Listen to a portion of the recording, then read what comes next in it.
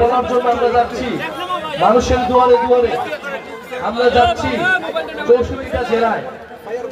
জুলাই গণ অভ্যুত্থান আপনারা জানেন, আজ থেকে ঠিক 1 বছর আগে বিশ্ববিদ্যালয়ের ছাত্ররা এই আন্দোলনের সূত্রপাত ঘটিয়েছিল।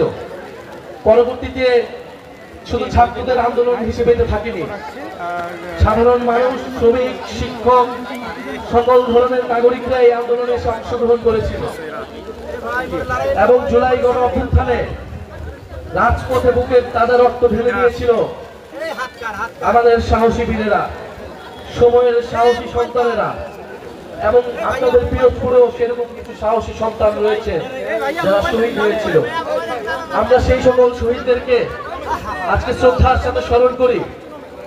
আমরা সেই সকল আহতদের যোদ্ধাদের যারা বুক চিতিয়ে লড়াই করেছিল তাদেরকে শ্রদ্ধার সাথে স্মরণ করি, শহীদদের আত্মার মাগফিরাত কামনা করি।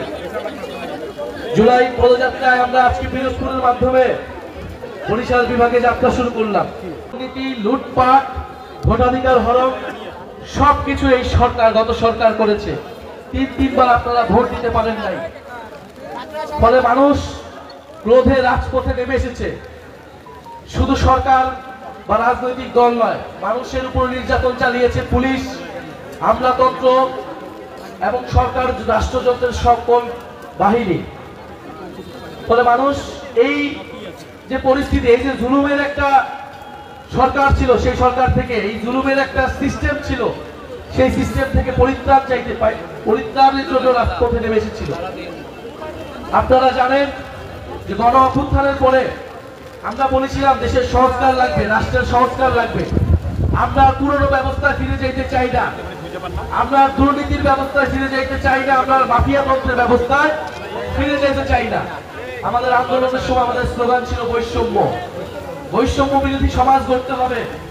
সমাজে নানা ধরনের বৈষম্য, ধর্মের বৈষম্য, শ্রমিকের সাথে বৈষম্য, এই সকল বৈষম্য, গরিবের সাথে বৈষম্য, এই বৈষম্যগুলো দূর করতে হবে। ফলে এই যে গণ অভ্যুত্থানের পরে আমরা একটা সরকার পাইছি, সকলে মিলে আসুন এই সরকারকে সহযোগিতা করি এবং দেশটাকে নতুন করে গড়ে তুলি। কিন্তু আমাদের সেই আহ্বানে সবাই সাড়া দেয় নাই।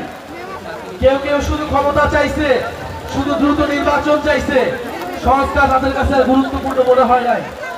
কিন্তু আমরা বলছি সংস্কার লাগবে এবং এই আওয়ামী লীগের বিচার লাগবে এবং একটা নতুন সংবিধান লাগবে।